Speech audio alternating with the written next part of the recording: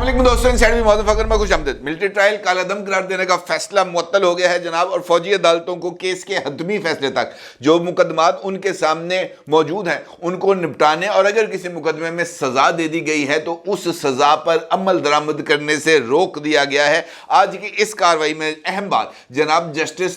सरदार तारिक मसूद साहब जो इस 6 रुकनी बेंच को हेड कर रहे थे, उनका जनाब सुल्तान रही बन के गंडासा पकड़ के खड़ा होना है। ना सिर्फ खड़ा होना है बल्कि उन्होंने तो वो वकील जो सामने कह रहे थे, बड़े नामवर वकील थे, वो जो नूरी नत बने हुए थे, उनके जारहाना रवैये को सुल्तान रही के जारहाना रवैये ने ना सिर्फ धूल चटा दी बल्कि ऐसी जुबानबंदी की उनकी जनाब अपने रवैये के साथ कि उनकी चूं तक नहीं निकल सकी। बड़ी इंपॉर्टेंट पेशरफ थी। ना सिर्फ ये बल्कि इसके साथ साथ ये जो फौजी अदालत में बहुत सारे लोग चूं चूं कर रहे थे, एक सवाल पूछा जनाब बेंच ने, एक सवाल, और उस एक सवाल ने सबको जो है ना उनके होश उड़ा दिए। बल्कि यहां तक कि एतजाज एहसन जैसा बड़ा वकील, सलमान अकरम राजा जैसा बड़ा वकील, लतीफ खोसा जैसा बड़ा वकील और जनाब जवाद ख्वाजा साहब जैसे साबिक चीफ जस्टिस के पास उस सवाल का कोई जवाब नहीं था। सब जनाब इस तरह गुमसुम बैठ के 6 रुकनी बेंच की शक्ल देख रहे थे कि यार हम ऐसे सवाल का की जवाब दिए, क्योंकि उनको अंदाजा हो गया था कि जनाब अगर इस सवाल का कोई भी जवाब देने की कोशिश की गई तो ये उल्टा हम ऐसी दलदल में गिर जाएंगे जहां से हमारे लिए बाहर निकलने का कोई इम्कान नहीं होगा। आप यकीनी तौर पर जानना चाहेंगे कि वो सवाल क्या था, और आप यकीनी तौर पर यह भी जानना चाहेंगे कि उसका जवाब क्या था, और आप यह भी जानना चाहेंगे कि वो सवाल किसने किया। सारी सूरत हाल पर आपके साथ बात करूंगा। बड़ी इंपॉर्टेंट पेशरफ्त है क्योंकि आज इस मुकदमे से पहले ही एक हाइप क्रिएट की गई थी फौजी अदालतों के हवाले से और इस ट्रायल के हवाले से, और खास तौर पर वो खत जो मिस्टर जस्टिस एजाजुल एहसन साहब ने लिखा था वो भी इसी पर्सपेक्टिव के अंदर ही लिखा गया था। इस बेंच को लेकर ये बात बार बार उछाली गई थी और सोशल मीडिया पर कई मरतबा जनाब सरदार तारिक मसूद साहब को इस बेंच को हेड करने के ऊपर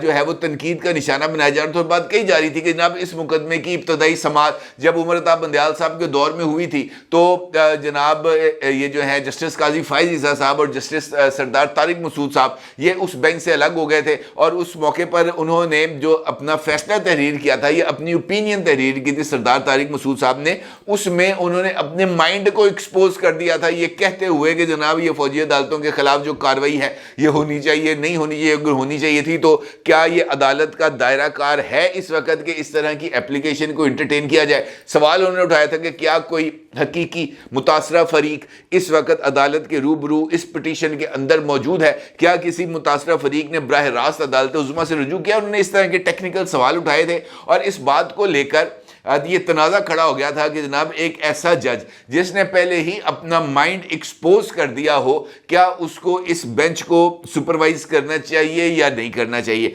इस इशू को लेकर जनाब एक हाइप क्रिएट की गई थी और फिर उस पर खदशा आ गया था। आज भी वो जो कहते हैं ना कि मिसिंग लिंक था, यहाँ पर पहली किस्त खत्म हुई थी, दूसरी किस्त भी वहीं से स्टार्ट होती है जहाँ पे पहली किस्त खत्म होती है, और कुछ पुराने सीन साथ लगा दिए जाते हैं ताकि वो फ्लैशबैक में आ जाए और चीज़ें यूँ करके कनेक्ट हो जाए और वो सीक्वेंस जो है वो नाजरीन के जो है नज़रों के सामने वो सीक्वेंस बन जाए। आज भी ऐसे ही किया गया। ये जो मैंने भी आपको बताया ये इनफैक्ट पिछली कार्रवाई के साथ आपको लिंक करना था आज की कार्रवाई के साथ। तो आज की कार्रवाई के आगाज़ पर ही जनाब रौला पे आ गया। आते साथ ही जो लतीफ खोसा साहब है उन्होंने रोस्ट्रम संभाला। रोस्ट्रम संभालते ही उन्होंने कहा जनाब तुसी इत्थे की बैठे कर रहे हो, घर जाओ। उन्होंने कहा जनाब की गल्लां कर रहे हो, ना सलाम ना दुआ, आंदे नाल ही तुसी कह रहे हो घर जाओ। इस तरह के मामला नहीं होते, आप बताएं आपका मुद्दा क्या है। तो जवाद ख्वाजा साहब की तरफ से बल्कि वो खुद पेश हुए, उन्होंने कहा कि मैंने आप पर एतराज़ किया है, तहरीरी दरख्वास्त दी है, लिहाजा आपको इस बेंच को में नहीं बैठना चाहिए और आप इसको सुपरवाइज नहीं कर सकते। तो जिस पर उन्होंने कहा ये जनाब को खौफ करे खुदा का, ये है सुप्रीम कोर्ट की किताब और ये है फैसलों की बुक, और इस फैसले में 2019 का शायद एक फैसला है, ये 2014-15 का एक फैसला है जो इसके अंदर मौजूद है, और उस फैसले को तहरीर जनाब ने किया था। और मामला है इफ्तिखार चौधरी साहब की अदालत में, जहां पर आप उस वक्त بطور جج موجود تھے اور افتخار چودھری صاحب کی عدالت میں ان کے صاحبزادے ارسلان افتخار صاحب کا کیس تھا، اور وہاں پر لوگ یہ کہہ رہے تھے کہ جناب باپ کو بیٹے کا کیس نہیں سننا چاہیے، اور آپ نے اس درخواست کے اوپر یہ فیصلہ تحریر کیا تھا کہ کون سا مقدمہ سننا ہے اور کون سا مقدمہ نہیں سننا۔ جج کو اس بارے میں دباؤ میں نہیں لایا جا سکتا اور نہ ہی اس سے سوال کیا جا سکتا کہ آپ کو اس مقدمے میں بیٹھنا ہے یا آپ کو اس مقدمے میں نہیں بیٹھنا۔ یہ جج کا استحقاق ہے کہ وہ خود اپنے ضمیر کے مطابق فیصلہ کرے کہ اسے اس کارروائی کا حصہ بننا ہے یا نہیں بننا۔ پائن میں نہیں جانا، میں بیٹھا، آپ کا فیصلہ تھا، میں آپ کے فیصلے پر عمل درآمد کر رہا ہوں اور آپ کے فیصلے کے مطابق یہ حق میرا ہے کہ میں نے اس کارروائی میں بیٹھنا ہے یا اس کارروائی میں نہیں بیٹھنا، اور میں آپ کے اس فیصلہ، آپ کا فیصلہ سر آنکھوں پر بھجن میں اب کارروائی کر رہا ہوں۔ اب اس معاملے کو لے کر اعتزاز احسن صاحب اور سلمان اکرم راجہ صاحب وہ بھی آگے جناب کود پڑے اس لڑائی میں کہ جناب میری بھی گل سنو، میری بھی گل سنو، بلکہ ایسا ہوا کہ وہ اعتزاز احسن صاحب کے وکیل بنے ہوئے تھے سلمان اکرم راجہ صاحب۔ اتنی ہیٹ کریٹ ہوئی سپریم کورٹ آف پاکستان میں کہ 2 مرتبہ اعتزاز احسن نے اپنے وکیل اور سینئر وکیل ہیں سلمان اکرم راجہ صاحب، ان کو ڈانٹ دیا کہ یار تو چپ کر، منو گل کرن دے، ٹھیک ہے۔ اور آخرکار ضد ہو کے، میں جب تلخی بڑھ گئی، سردار طارق مسعود صاحب ضد ہو گئے اور ضد ہو گئے، انہوں نے کہا کہ میں بیٹھا جے من چک سکتے تو چک لو، میں نے کہیں نہیں جانا، میں نے اس مقدمے کو سننا ہے، میں نے سننا ہے، میں نے سننا ہے، اور اگر آپ نے اسی طریقے سے شور مچایا تو جناب آپ کو میں عدالت سے باہر نکال دوں گا اور آپ کو جو ہے سخت ترین جرمانہ کیا جائے گا۔ اس کے بعد ان کی جناب صاحب میں سایہ ہوتا یہ ہے پھر اسی دوران کہ اسے کہتے ہیں جناب اب کارروائی کا آغاز کیا جائے۔ کارروائی کا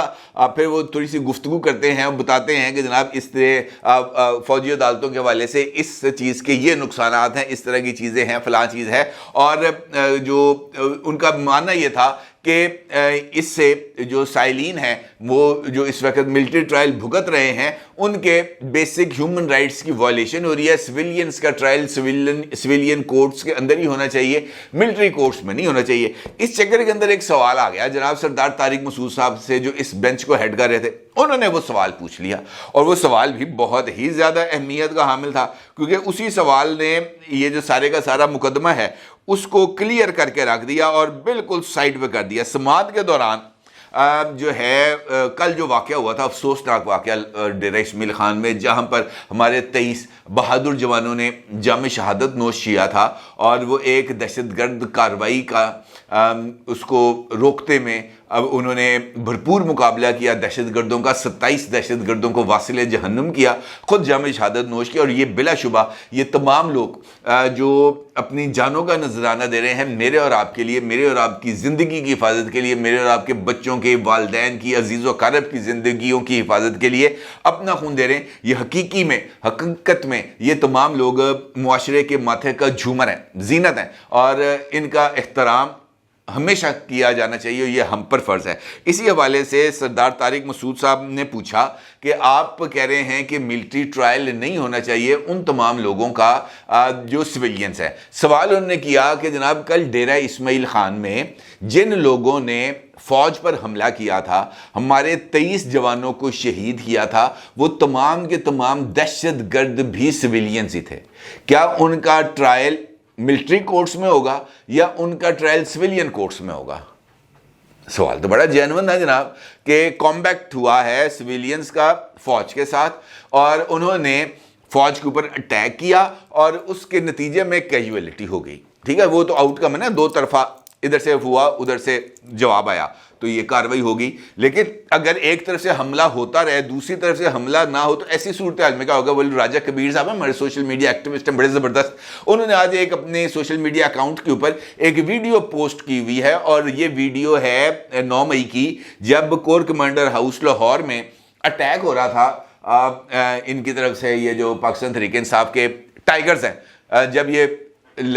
چلے ہوئے تھے نا ادھر، تو ایک نوجوان ہے جو دروازے کے اوپر چڑھا ہوا ہے، نیچے فوجی موجود ہیں، اور وہ ان کو اس طرح کی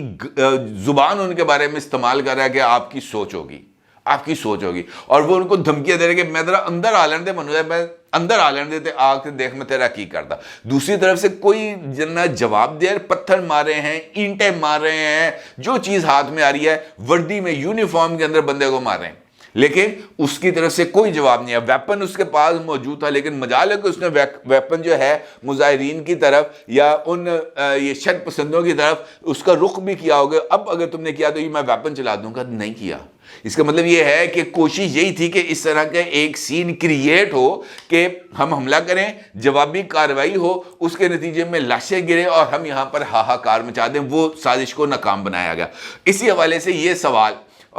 کو اسی تناظر میں دیکھنا چاہیے. یہ ویڈیو جو راجہ کبیر صاحب نے اپنے ٹویٹر اکاؤنٹ کے اوپر شیئر کی ہے,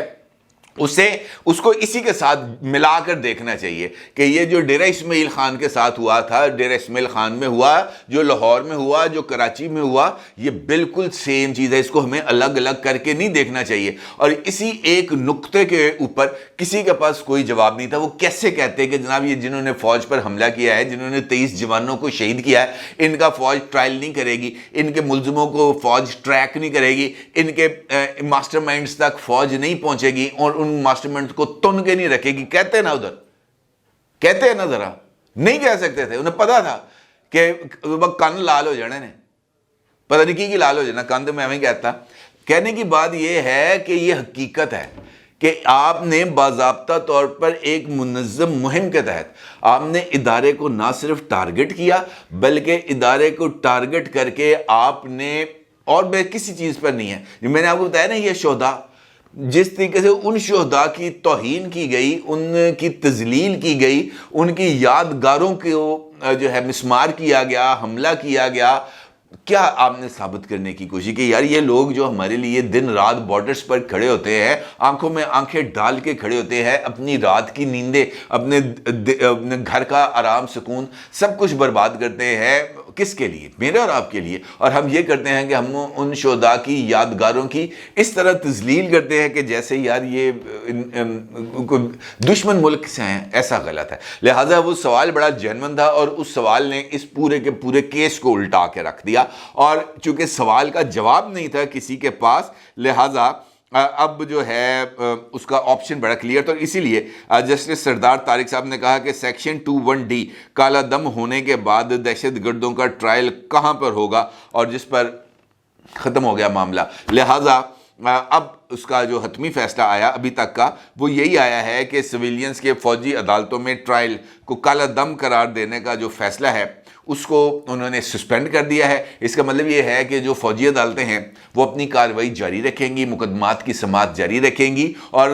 سماعت کے ساتھ ساتھ وہ ٹریک, سرچ اور ماسٹر مائنڈ تک پہنچنے کا آپریشن بھی جاری رہے گا. البتہ یہ عدالتیں اپنے فیصلوں کو محفوظ رکھیں گی اس وقت تک جب سپریم کورٹ آف پاکستان کے اندر ان اپیلوں کا حتمی فیصلہ نہیں ہو جاتا. لہٰذا اس میں بھی میرا یہ خیال ہے کہ وہ تمام لوگ جو 9 مئی کے واقعات میں ملوث ہیں ان کے لیے بری خبر ہی ہے, کیونکہ اب ان کو ان تک پہنچنے کا یا ان کو ٹریک کرنے کا, ان کو پکڑ کے اندر کرنے کا جو اختیار ہے وہ واپس آ گیا ہے ادارے کے پاس, اور ادارہ اپنے ان تمام ملزمان کے ساتھ حقیقی معنوں میں جو سختی ہے وہ نہ صرف کرے گا بلکہ اس کے ماسٹر مائنڈ جس کی نشاندہی ہو چکی ہے اور وہ حال مقیم اڈیالہ جیل ہے, اس کو بھی ان مقدمات میں باضابطہ طور پر ٹرائل کے لیے میرا خیال ہے کہ لے کے جایا جائے گا, یا کم از کم کسٹڈی میں تو ان کو لینا چاہیے تاکہ پوچھنا تو چاہیے کہ 10 تو کی پیار چوکھٹ ہے, پتہ تو چلے کہ وہ تمام لوگ جنہوں نے بڑی چاؤ کے ساتھ, بڑے ارمان کے ساتھ پروجیکٹ عمران خان کو لانچ کیا تھا, بڑا سجا سنوار کے اس کو پاکستان کا نجات دہندہ قرار دینے کی کوشش کی تھی, حقیقت میں وہ کیا لوگ تھے اور کیا حال ہیں. لوگ جو اس وقت بڑے کہہ رہے ہیں نا کہ جناب ایک شخص کو لانے کے لیے پورا نظام ننگا ہو گیا, ایک بندے کو شیروانی پہنانے کے لیے پورا نظام ننگا ہو گیا. عمران ریاض صاحب نے ٹویٹ کیا تو کہنے کی بات ہے کہ ایک شخص کی شیروانی کو اتارنے کے لیے بھی تو پورا نظام ننگا ہوا تھا, ایک شخص کو اقتدار سے نکالنے کے لیے بھی تو پورا نظام ننگا ہوا تھا, ایک شخص کو اقتدار میں لانے کے لیے بھی 126 دن کا ڈی چوک پہ تماشا لگایا گیا تھا, اس میں نظام ننگا نہیں تھا ہوا, اس میں بھی نظام وہ کہ میں منتخب وزیر اعظم کو کالر سے پکڑ کر ایوان وزیر اعظم سے گھسیٹوں گا, نظام ننگا نہیں تھا ہوا. پارلیمنٹ بلڈنگ کے باہر اور سپریم کورٹ بلڈنگ کے باہر شلواریں دھو کے لٹکائی گئی تھی, نظام ننگا نہیں تھا ہوا. सारा कुछ हुआ था, लेकिन उस वक्त चूंकि निज़ाम ने नंगा होकर इमरान खान को शेरवानी पहनानी थी और शेरवानी पहनाने के लिए सब कुछ करना था, लिहाजा उस वक्त ये सब कुछ ठीक था। उस वक्त निज़ाम नंगा नहीं हुआ, निज़ाम को ढांप दिया गया था। अब निज़ाम नंगा हो रहा है। यार ये अजीब निज़ाम है जो आपकी फेवर में नंगा हो जाता है और आपकी फेवर के अंदर दूसरी के लिए नंगा। अजीबो गरीब सा निज़ाम है। फिर तो इस निज़ाम के ऊपर कार्रवाई होनी चाहिए। इमरान रियाज भाई जरा इसके ऊपर भी जरा रोशनी पाओ, बड़ी टार्च डाल ताकि हम जैसे लोगों के भी समझ में आए। हमें तो अभी तक ये बात समझ नहीं आ रही कि आपका आइन, आपका कानून इमरान खान से शुरू होता है और इमरान रियाज खान पे खत्म हो जाता है, इमरान रियाज खान से शुरू हो जाता है, इमरान खान पे खत्म हो जाता है। अजीबो गरीब सा ये चक्कर है जिसके अंदर आपने हमें डाला हुआ है। ना इसका सर समझ लग रही है, ना हमें इसका पाँव समझ आ रहा है। बहरहाल ये बात तय है कि मुझे नहीं लग रहा कि मौजूदा हालात में इस केस के अंदर रिलीफ मिलेगा उन तमाम लोगों को जो 9 मई के मुल्ज़िम हैं। उनको फौजी ट्रायल के अंदर सजाएं मिलेंगी। हाँ, उनको अपील के हक मौजूद हैं और वो अपने अपील का हक एक्सरसाइज कर सकेंगे। उस वक्त तक वो जिनकी तहवील में हैं वो उन्हीं की तहवील में रहेंगे। फैसला मुअत्तल है या फैसला नामुअत्तल है, रहना उन्होंने उन्हीं के पास है। अपनी राय ज़रूर ज़ाहिर कीजिएगा। आपको बहुत शुक्रिया। अल्लाह हाफिज़।